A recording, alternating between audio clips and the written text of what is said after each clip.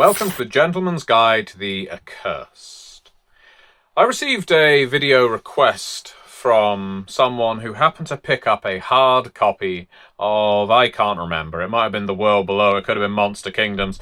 At this point, who's counting? I appreciate anybody who picks up either and contacts me through MatthewDawkins.com and requests a video, which is precisely what Nathan did. Something that is, of course, open to you. Not Nathan. I don't know if Nathan's open to you. He may be a very open-minded individual, but I do know that the offer of a video for you is open should you pick up either of those games in hardcover, and contact me through MatthewDawkins.com. Let's get to the question, shall we?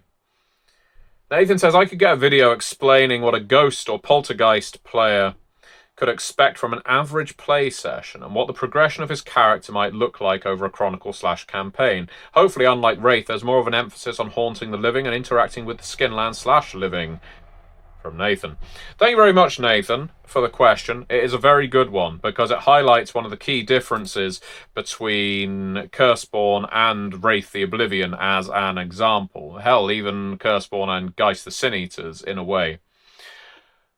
It's good to make these comparisons, and I find the idea of not talking about these games in the same breath slightly disingenuous. Curseborne is an urban horror game, World of Darkness is an urban horror game, Chronicles of Darkness is an urban horror game. They all occupy different spaces, they all try to do different things, and if a game is good, it does a different thing to another game. It delivers a different kind of atmosphere, a different kind of experience, different kind of characters are available to you. Curseborne, from my perspective, of course, as I initially wrote all of the dead families, does exactly that. I can't claim sole credit for the dead, and I never would. Each of the lineages in Curseborne has had so many authors working on them since their initial conceptualization. The dead families I conceptualized, but between the various developers, the insights of our editor, there's been a lot of work on it, rest assured. But it's a very good question, because Wraith the Oblivion, certainly, let's look at that for a moment. It's a game I absolutely adore, situates your dead characters, your wraiths, in the underworld. In the Shadowlands occasionally, and very occasionally in the Skinlands if you make the right sacrifices, have the right abilities, Arcanoi and so on, to interact with it. But, as Nathan has pointed out, most interactions are between other wraiths. You are living in a city or world of the dead, and the politics are all between the dead. The scenery is entirely dead. You're in a necropolis, a shadow version of a real world, or Stygia, which is not even a shadow version of a real place. It is a grotesque, bureaucratic metropolis. It creates a whole new setting. And I've made this argument before. I think that is one of the greatest barriers to entry for Wraith, not even going into how everyone talks about the shadow mechanic being off-putting. I disagree with that fundamentally. I think what most people find difficult to wrap their heads around is the rest of the World of Darkness has your characters layered over or underneath regular mortality and having to interact with or avoid those mortals. Wraith is over here. The mortal world is there. Vampires, werewolves, mages, changelings somewhere between, and the wraiths are barely in the frame. And that creates something of a dissonance. It makes for a difficult gaming experience. One of the very good things that the Curseborne Player's Guide does, which of course is on Kickstarter right now, and the link is in the video description below if you want to back, and I suggest that you do. We're currently funding stretch goals for it, as it funded within the first 8 hours. One of the good things the Player's Guide does is it provides lots of setting material for what different lineages and families get up to. One of the most common requests we heard with the Curseborne core book was, this is fantastic, but, because there's always a but, what do my characters do with each other? What do they do when interacting with mortals? What is their relationship with the world around them? And now, obviously, there's a certain limit to the word count we can assign to the core book, and while I feel we addressed that well in the core book, people wanted more. So there is more in the player's guide to that effect. What does the average session look like for one of the dead? Well, I can take from experience here and say that in one of the stories I'm running for Curseborne, one of our dead characters, Gene Tavers, is a performer. He has his own YouTube channel and public access TV show. He is a horror movie host, but also does most haunted style episodes where his loyal cameraman Forrester follows him around to spooky locations.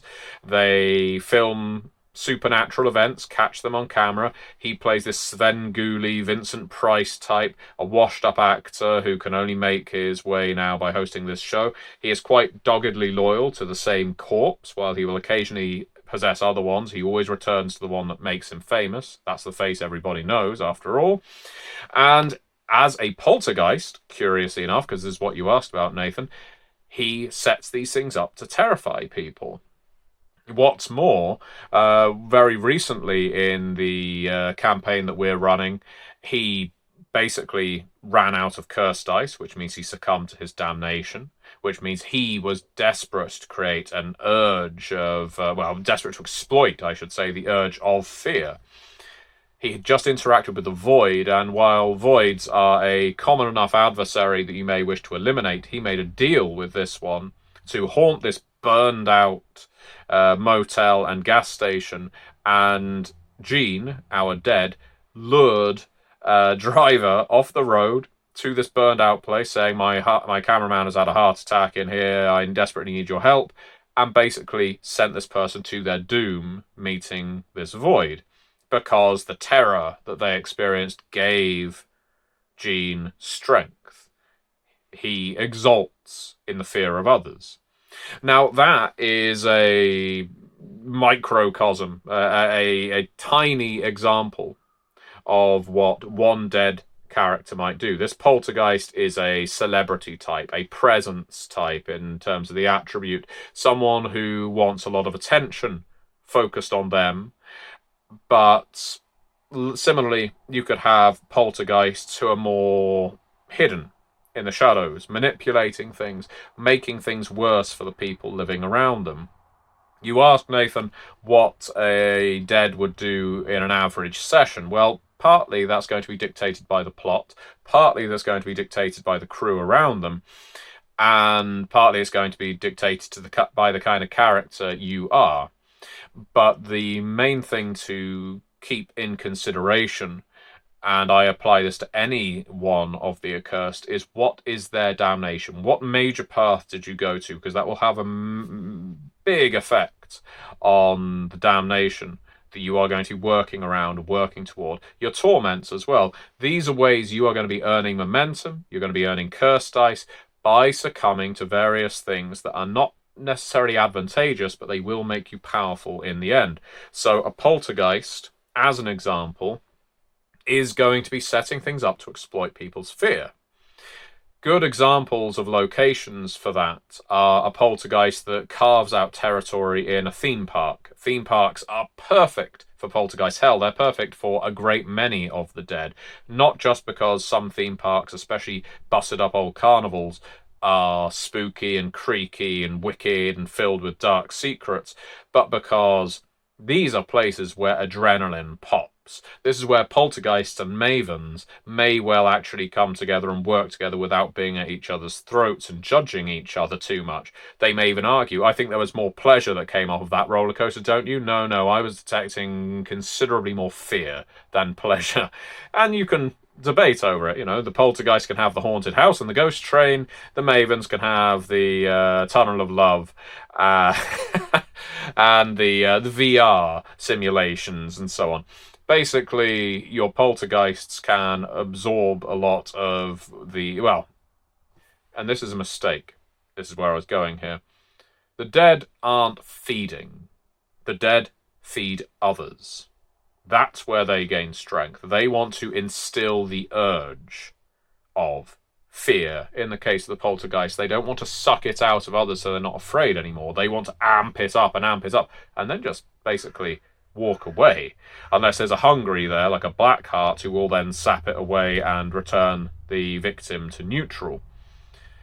Another good place for such things, for poltergeists to hang out, would be hospitals. The Player's Guide goes into this a fair amount. The Curseborne Player's Guide does a great bit of work on interesting locations. There's a section called Location, Location, Location. It's in the Families and Orphans chapter, and covers sites like the derelict site, the hotspot, the liminality, the museum, the nostalgic retreat, and so on. Now, a hospital is, again, one of those perfect places for a really sinister poltergeist. You could make a care home or a high school, especially an old one, like that as well. Institutions are fantastic breeding grounds for fear. So if you're a story guide and you want to put the dead in a location, especially a hostile one, having one preying on people in an institution, amping up the fear, the dread in such a place, and pairing them off with a shade who is basically amping up the sorrow in this place, and the guilt and the shame. I remember, and this is a strange thing to go into, but I remember when I was in a hospital and my son was being born. And I wasn't the only expectant father in the waiting room. I was there with another person. Both of our respective partners had been wheeled off for the, I guess, end procedure to deliver the baby. And I remember him being absolutely terrified, but also skittish, erratic. He was saying that he was sure it would be all right, but his wife had been going through some difficulties and everything was going through his head. What was the outcome going to be? Was the outcome most likely, and it was, by the way, spoilers, was the outcome going to be that his wife and child were going to be fine and that they would all leave the hospital as a family? Was the outcome going to be that he and his wife would be fine, but his child would not? And the child may have to stay in the hospital or maybe not make it out at all. Was the outcome going to be that he would be fine and his child would be fine, but his wife would not? And what would that mean?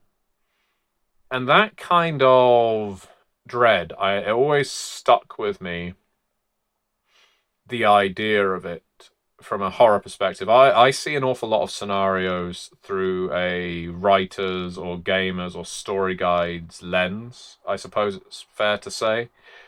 If I watch a movie, if I play a video game, if I have a conversation with someone, inadvertently, I start to convert it into material. I don't always use it. That would be insensitive at times, inappropriate. But I certainly remember thinking, if not immediately, in the time after that, how if you had creatures that preyed on emotions, what kind of feelings would you get from a ward in a hospital? Because you have such a confluence of fear, anger, sorrow, relief, joy. There's so much going on in a hospital.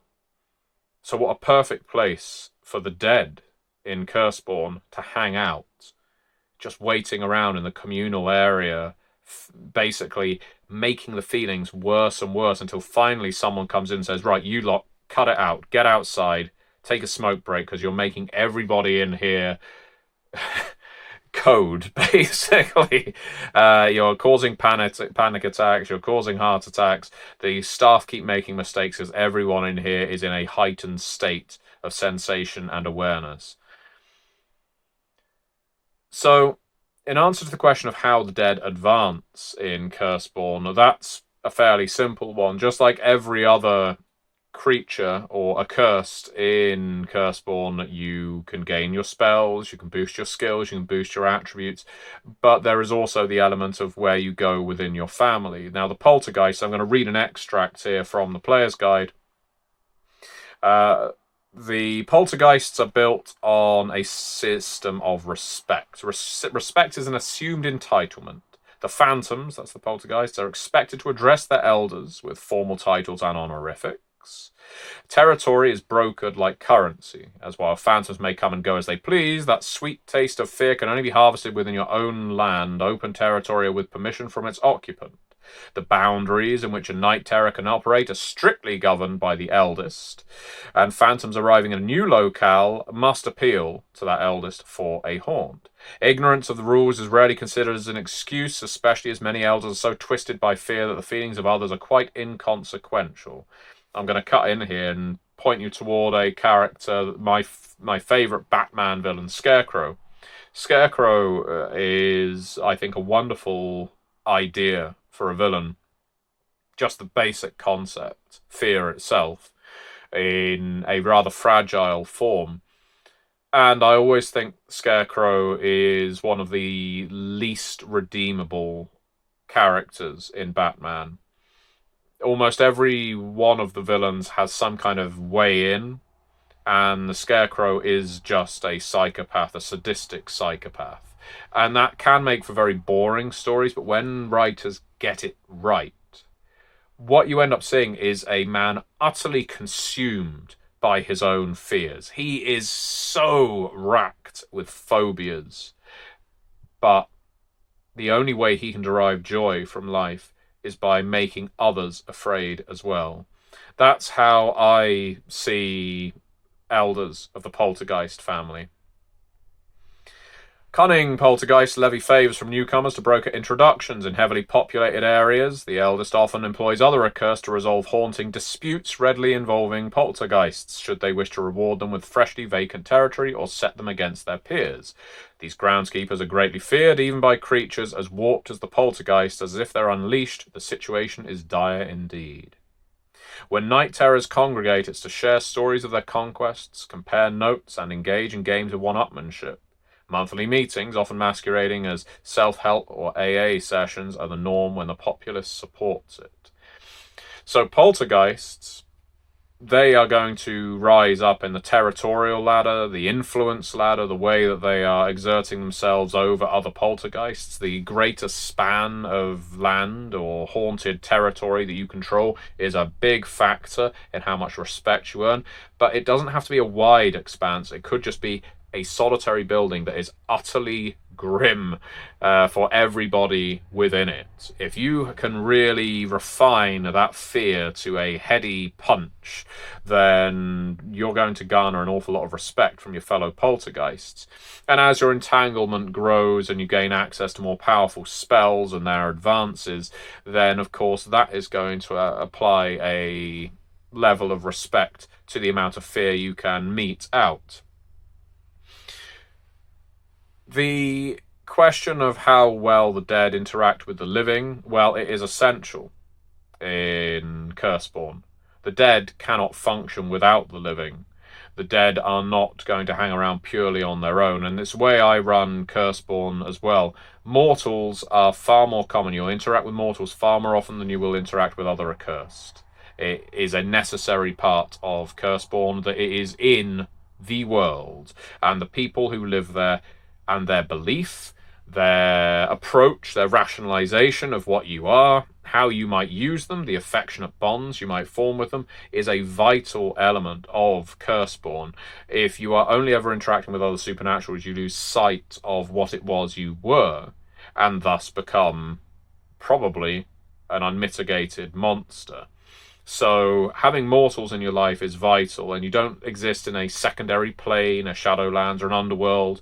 You exist in the world as a spirit that can possess bodies at the bare minimum, and potentially as something more as your power level grows. Maybe you're going to possess inanimate objects and suddenly give them animation. Maybe you're going to be a ghost in the machine.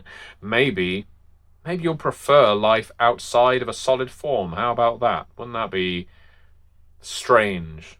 esoteric, unfathomable, if you were happier living outside of all mortal confines. Very few dead manage it for very long because their attributes decline. But the rush they can feel, the places they can access, the things they can do while outside of a body, sometimes it is a heady invitation. They will push themselves up to the cliff before jumping back to the body that they need to be in to survive. Hopefully that answers your question in a very rambling way. I greatly enjoy the Dead. I think the Poltergeists are a really appealing family. The concept is lovely, it's simple, it's strong, and there is more material on every single one of the families beyond what I've just addressed from the player's guide in the player's guide. If you want a great insight into how every single family operates in Curseborne, do check out the Curseborne player's guide. The link to the Kickstarter is in the video description below. And if you want a video from me, pick up a hard copy of The World Below or Monster Kingdom and contact me through MatthewDawkins.com. The World Below is the one I want people buying more than any other because it is the only game I get royalties on. Let's be clear here. But if you pick up a hard copy of Monster Kingdoms, that entitles you to a video as well. So contact me through MatthewDawkins.com if you do either of those things. Request your video. And thank you very much for watching. Be seeing you over on the Kickstarter.